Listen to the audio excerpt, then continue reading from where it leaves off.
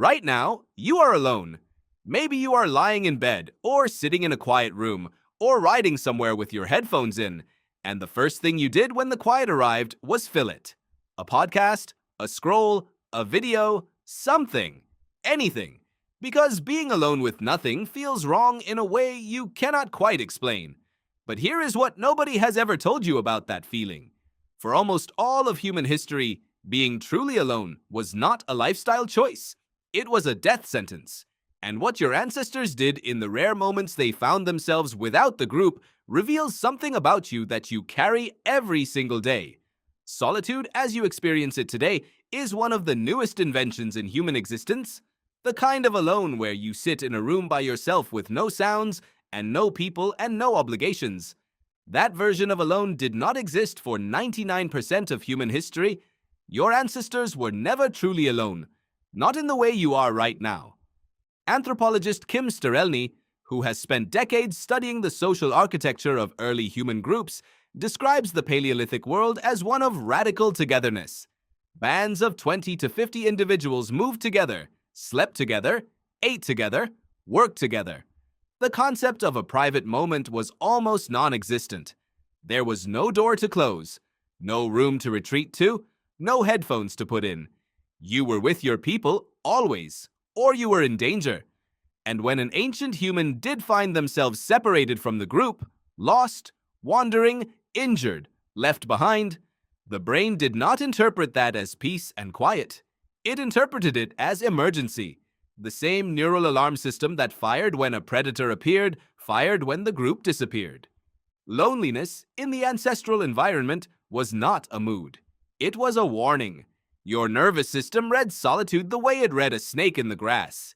Get back to the group, now, or die. This is why silence still feels strange to so many people, not because you are weak or distracted or addicted to your phone, but because your brain is running ancient code that reads quiet as dangerous.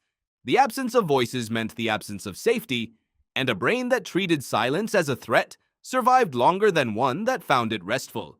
But here is the part that changes everything. Ancient humans were not purely social creatures grinding through survival with no inner life. The archaeological record tells a very different story, and that story begins in the dark. The oldest known art in the world was made alone.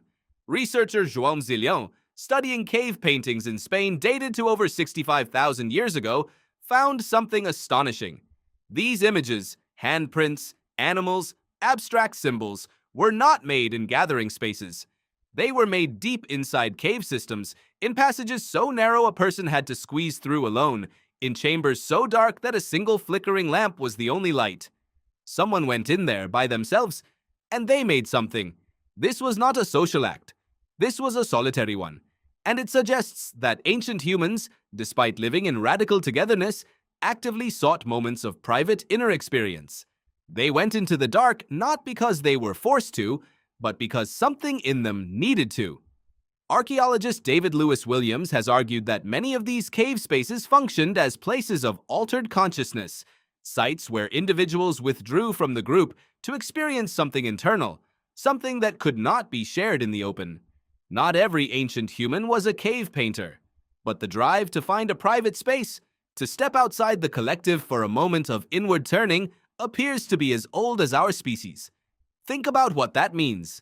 Even in a world where solitude was dangerous, your ancestors found ways to be alone anyway. Because something in the human mind needs it. Not the chronic loneliness that signals danger, but a different kind of alone. A chosen alone. A restorative, generative, creative alone that the brain craves even while it fears the other kind. Psychologist Esther Buchholz spent years studying what she called the alone impulse. The human need for solitude that runs parallel to, and sometimes against, the need for connection. Her research suggested that the tension between togetherness and aloneness is not a modern problem. It is a core feature of being human. We evolved needing both. The group provided safety, but the self needed space to process, to create, to become. Consider what ancient humans did in those stolen moments. They did not scroll.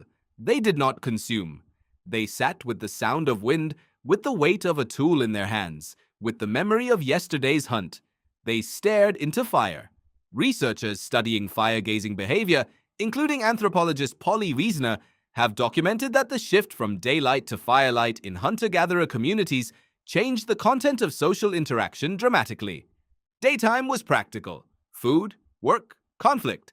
But firelight hours were different. Stories emerged, memories were shared, and people drifted into a semi-private internal state even while surrounded by others. The fire was a threshold. Cross it, and you were simultaneously with the group and somewhere inside yourself. This fire-gazing state is not metaphor. It is neurological. Staring at flames triggers what researchers call a default mode network activation, the same brain state that underlies daydreaming, self-reflection, and creative thought. Your ancestors were not just warming themselves. They were doing something the brain required: processing, integrating, becoming. And now, consider your version of the fire. The screen, the scroll, the video playing in the background while you do something else. Researchers studying smartphone use have found that people reach for their phones most often not when they are bored, but when they are on the threshold of solitude, when the group has just left, when the noise has just stopped, when the quiet is arriving and the brain, running its ancient code, reads that quiet as the beginning of danger. The phone is the modern campfire. It is warmth against the silence that your nervous system still reads as threat. But here is the difference. The ancient fire gave back. It produced the daydream, the story, the creative integration that the brain needed. The screen, in its most compulsive form, fills the silence without feeding it. It replaces the solitude without providing what the solitude was for. What ancient humans did when they were alone, truly alone or privately alone in the firelight, was let the mind wander. They processed, they grieved, they imagined, they made things with their hands. They told themselves stories about who they were and where they came from and what the world meant. They did, in other words, exactly what your mind is trying to do every time you resist picking up your phone for one more minute, every time you sit with the quiet just a little longer than feels comfortable. The oldest human need is not connection. Connection is the second need. The first need is to survive. But running just underneath survival, running alongside it for as long as our species has existed, is a third need that never gets named. The need to be alone with yourself long enough to know who you are, long enough to make something, long enough to let the mind do what minds were built to do when the world goes quiet. Next time you feel that pull toward the phone when the room goes silent, notice it. Your nervous system is doing its job. It is reading the quiet as the ancient code says to read it. But you are not alone in a dangerous world without your group. You are alone in the only way your ancient ancestors sometimes dared to be. By choice, in a cave, in the firelight, with something worth making.